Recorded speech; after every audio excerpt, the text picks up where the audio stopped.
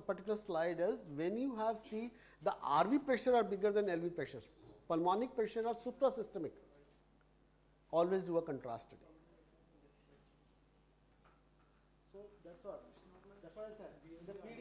In a PDA, RV dilatation means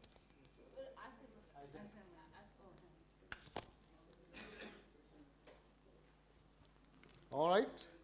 So last topic, and I'll quickly show this topic. This is just a reminder for every one of you, because I'm sure like many of you know about it. Can go for a recording now. I'm going to talk about congenital valvular and regurgitant lesions. Just an overview, majority of you must have seen it, but how do they present systematically in our clinical practice? That's what I'm looking forward to. Stenotic lesion ones, we have a lot of stenotic lesions. Once we deal with them, can I have my pointer?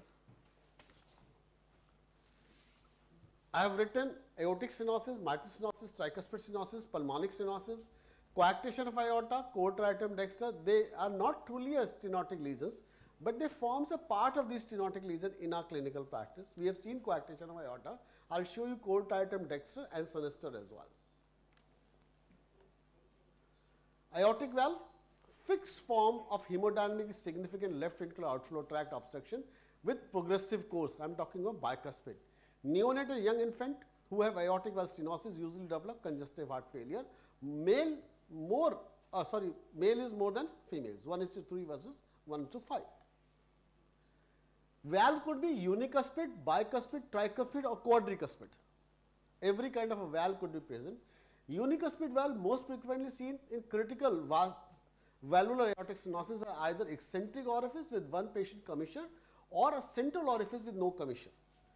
Single thickened leaflet has got a limited flap-like opening during systole, which causes marked obstruction to flow and does not lend itself well to balloon valvoplasty. So, if you have a unicuspid valve, answer is surgery. Now, look at the unicuspid valve which has been taken from a library. Majority of slides, they are from our own center. Wherever I have borrowed them or have downloaded, I'll let you know that this is modified from other site.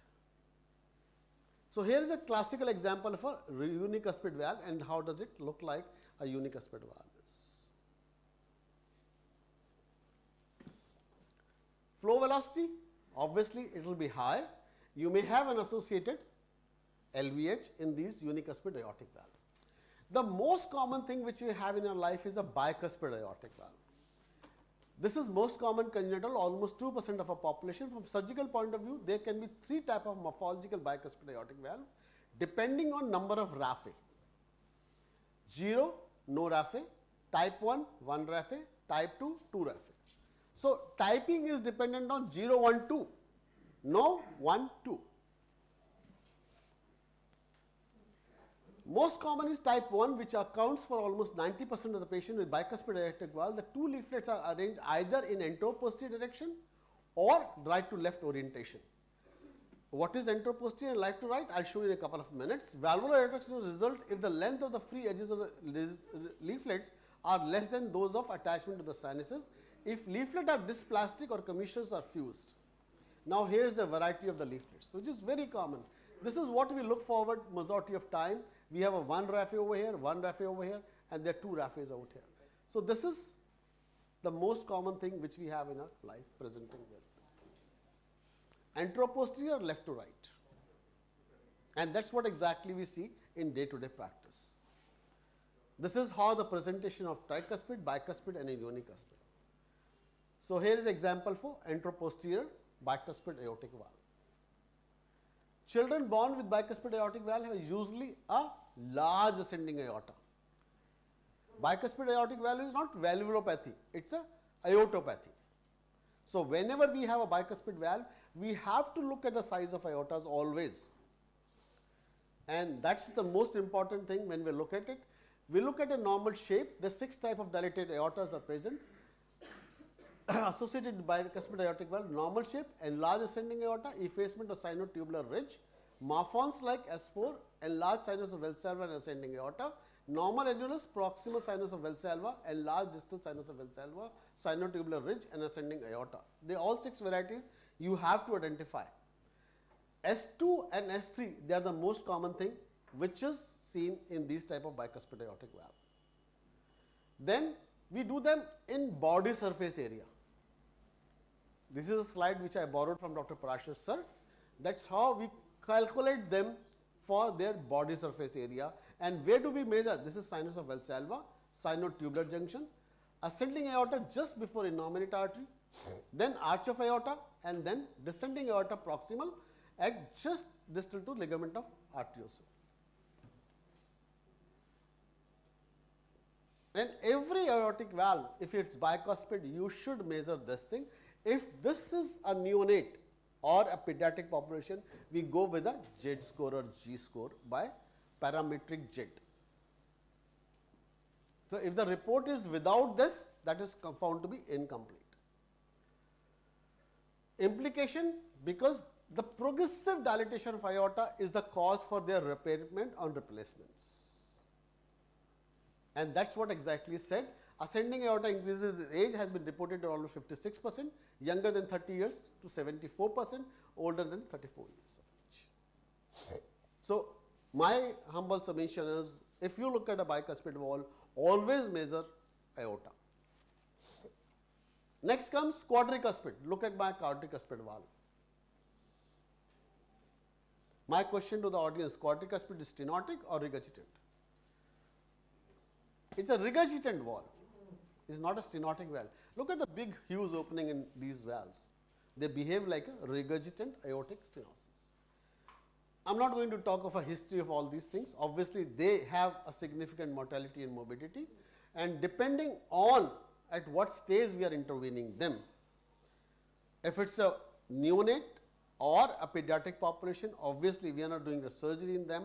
We do for balloon valvoplasty, and those people, they need balloon valvoplasty multiple times, and we try to achieve an adulthood when we try to replace their valves. And if it's an adult, obviously we need a surgical replacement depending on male or female, depending on pregnant pregnant age or like childbearing age versus non-childbearing age. So many criteria are there how to deal with this kind of a bicuspid aortic valves. Then what? Supravalvular aortic stenosis is quite commonly, is not quite commonly seen, is very rarely seen, and I don't have any slide, if I am correct, for a supravalvular aortic stenosis. Then this is like more borrowed from internet, talking of a supravalvular aortic ridge, which is just distal to the aortic valve. Actually, this is seen mostly in syndromes, Noonan syndrome, Williams syndrome. They would have supravalvular case. Subvalvular aortic stenosis could be seen like hypertrophic cardiomyopathy or a membrane, as Dr. Neeraj showed us, subvalvular membrane presenting as subvalvular aortic stenosis. And kind of a subvalvular aortic stenosis, if this is a part of hypertrophic obstructive cardiomyopathy versus a subaortic membrane, obviously if it's subaortic membrane, we need to do a surgery. There is no other alternative except for surgery. But if it's a HOCM, and based on a HOCM criteria, we deal with them accordingly. Now comes to congenital mitral valve. This is a rare entity which takes several forms: hypoplasia of the mitral valve annulus, mitral valve commissural fusion, double orifice mitral valve, shortened or thickened chordae tendineae, parachute mitral valve in only all chordae attached to single papillary vessel. So variety of congenital mitral stenosis are seen. Most common associated malformations are coarctation of aorta, aortic stenosis, and subvalvular aortic stenosis, as we were talking of Sean syndrome, where you got the chocolate. You did not share with us. I am telling you that you got the Sean syndrome. So here is a hyperplastic mitral annulus. Very few pictures where I could get this hyperplastic, or some people call them a mitral atresia, mitral dysplasia, whatever it is, like where the mitral valve is hyperplastics. Then double orifice mitral valve, which you see over here, all in short axis.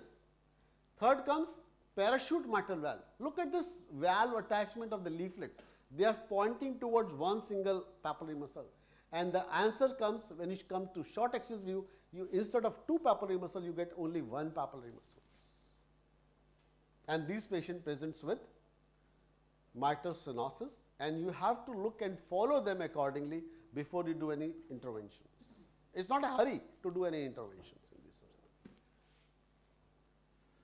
This is how we have started looking at mitral valve in adult and pediatric population, and we classify based on their LA appendage A1, A2, A3, P1, P2, P3 scallops. So we can have all kind of a regurgitant lesion based on these mitral valve. Tricuspid stenosis, rare congenital tricuspid formation characterized by narrowing of the tricuspid valve orifice due to congenital valve abnormalities, incompletely developed leaflet shortened or malformed, small annulus, abnormal number and size of papillary muscle resulting in right ventricular outflow tract obstruction. Clinical presentation depends on degree of stenosis as well as the presence and absence of additional cardiac anomalies, including easy fatigability, features of right-sided heart failures.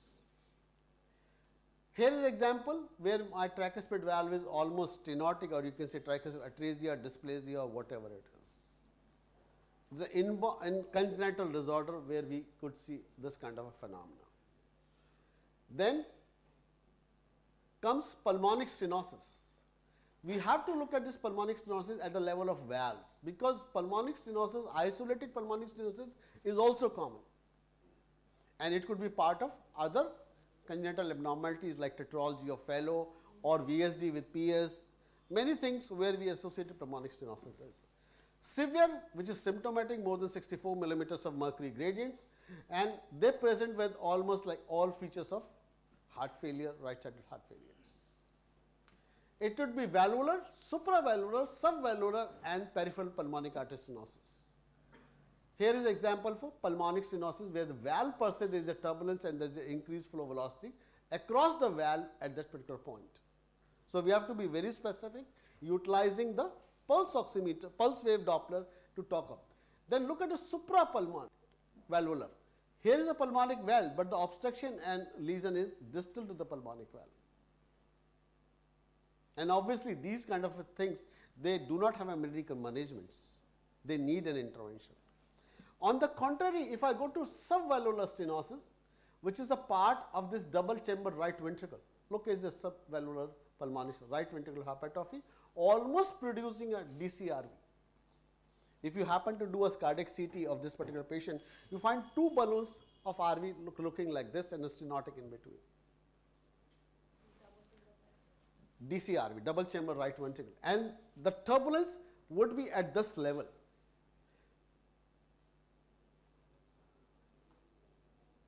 And I often find 3 dimensions echo is very useful modality at this point of moment for look for structural abnormalities.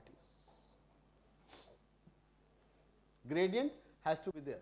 This is one condition which is very, very common in newborns. We just come across left and right when we are scanning the newborns. Here is a pulmonic artery which bifurcates to right and left, and here is a right peripheral pulmonic artery stenosis.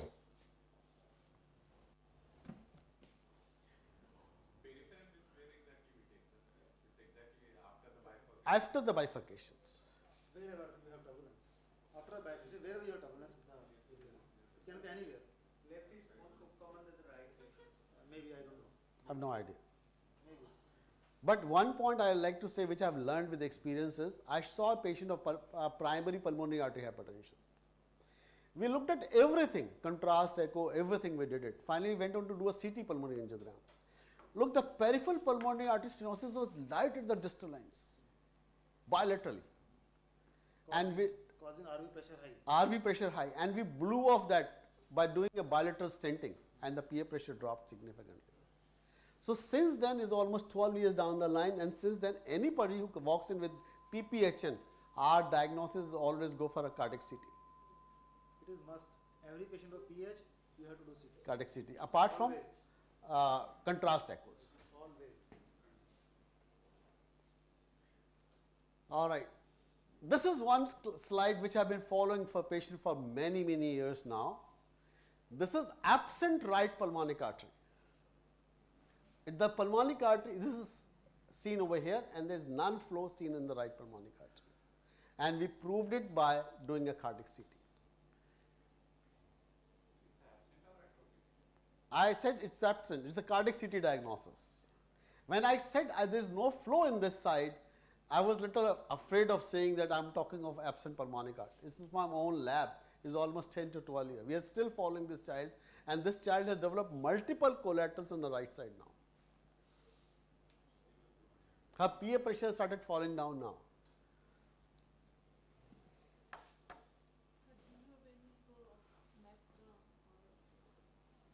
So MAPCAs you can't identify on echo. Most of the times MAPCA is diagnosed by CT scan. So it is a descending on top. So you cannot confirm by echo. Pardon? The previous slide,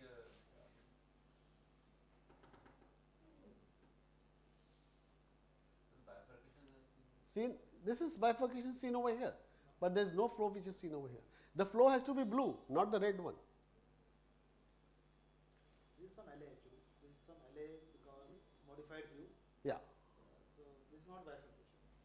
Since morning you have seen a lot of bifurcation, nothing like this. This is what exactly I could get it. Next comes for regurgitant lesions. All regurgitant lesions are based on this Carpentier classifications. Normal, type 1, type 2 excessive leaflet motion, and type 3 restricted leaflet motions. So whatever we see regurgitant lesions, they are based on this particular phenomena. And most common leaflet abnormalities what we come across is fibroelastic disease or a Barlow's disease. And 3D echo plays an excellent role in identifying these abnormalities. A couple of examples from our own lab. Here is myxomatous valve Marfan producing a significant mitral regurgitation and submitral aneurysm. Look at this submitral aneurysm. It all depends at what age we are picking it up. Just like an herniated cyst. Let me show you a couple of more. This is only one. Regurgitant lesions. Now it looks like double chambered right mitral valve.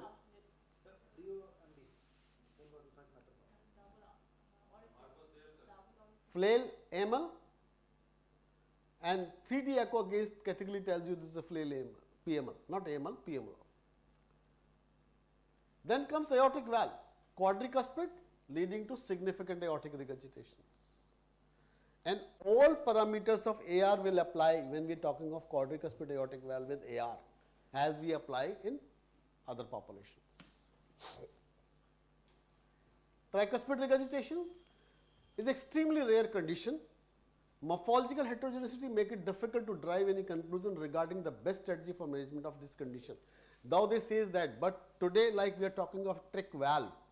I don't know how far is possible in pediatric population, but many people they are very well associated looking at this kind of a thing. But one thing I'll say, the identification of tricuspid leaflet has become very easy. Septal over here, anterior over here, posterior over here. It is made very easy with the development of transthoracic. This is not transesophageal. This is transthoracic echocardiography. And if you happen to read a literature from a JACE in 2021, Luigi Badano has written a large article on tricuspid valve itself, morphology, stenosis as well as regurgitation. Luigi Badano. Abstin is another malformation of tricuspid valve. Any atrioventricular groove dimensions more than 8 mm per meter body surface area displacement considered as Abstin anomaly. Here is an example for one of the Abstin anomaly. Here look at the septal leaflet out here. This could be anterior or this could be posterior, I am not really sure, depending on at what section I am cutting them. But the regurgitant is not at the level of 8 valve. This is apically placed and gives rise to significant regurgitation. Is also congenital malformation with tricuspid regurgitation. Gradients not significant, but these people have very high hemoglobin levels because that is their basic problem in this subset of populations, presenting with congestive cardiac failure and high hemoglobin levels. Why high hemoglobin? Hypoxia Hypoxia and leading to pulmonic regurg. Acute severe pulmonary regurgitation driven by large duct can occur in neonatal Epstein anomaly, followed balloon dilatation in critical pulmonary stenosis or perforation in pulmonic atresia. Repair of tetralogy of Fallot may ultimately lead to a pulmonic regurgitations. One of the example I can show you over here, here is an example for pulmonic regurgitation. The valve is almost open up, and if you put in a Doppler, you will find the flow one side and other side at the same time. So you have to identify these pulmonic regurgitations. They may be symptomatic, they may be asymptomatic. Now, AV canal defects, I am sure Dr. Neeraj has showed it already, but I want to see one AV canal defect by 3 dimensions echocardiography. How do they look like? Our life has been made very easy in sometimes congenital heart disease evaluations when we are employing 3 dimensions echocardiography. So this is how they look like, AV canal defects. Then comes cotritum, sinister or dexter. One question. The apical defect is type partial, transitional, and complete. I have not touched that topic deliberately because that is part of. Here comes cotritum, dexter and sinister. Now look at this slide very carefully. There is a membrane over here in between in this mitral valve. This is mitral valve, this is LA, this is a superior chamber, this is inferior chamber. All the pulmonic veins are draining in this superior chamber, and this leads to a drainage of an obstruction at this mitral valve. They produce an obstructive cardiac lesion. Patient will present with right-sided congestive cardiac failures, and obviously as we have pulmonic vein stenosis, we have this membrane obstructing all these pulmonic veins together. And like number of time I feel this is a variation where a partial anomalous pulmonic venous drainage different into different chamber and then draining to LA.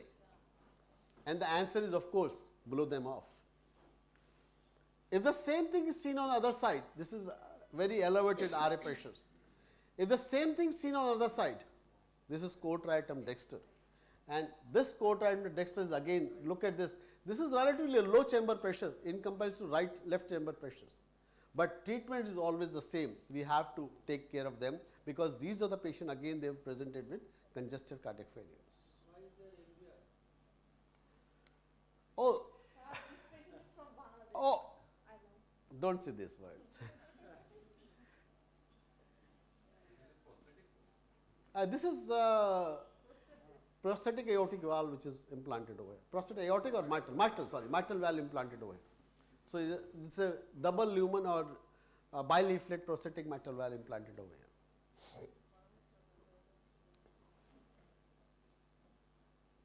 Infective endocarditis prophylaxis, that's all we have as on today, and that's what the journey of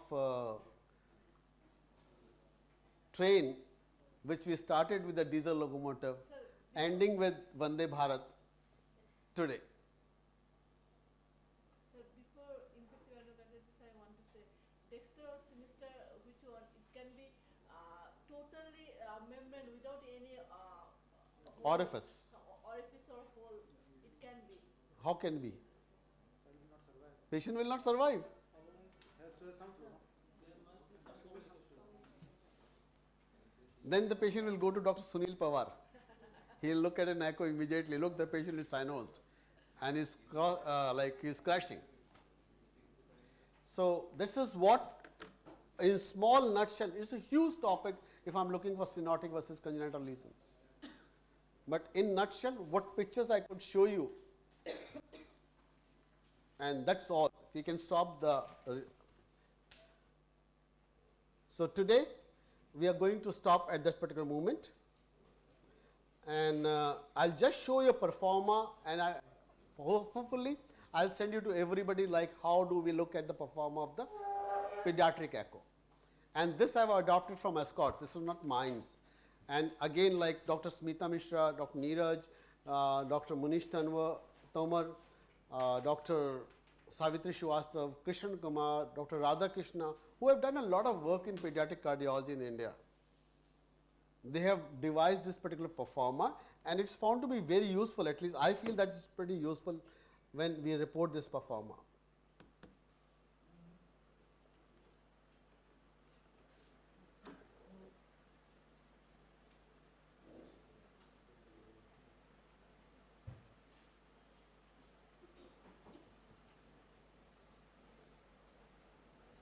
I'll show you tomorrow. I think the computer says no, don't show anything today.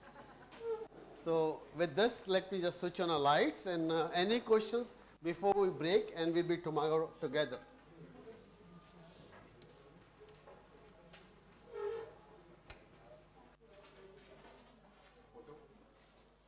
We'll have photo tomorrow, yeah?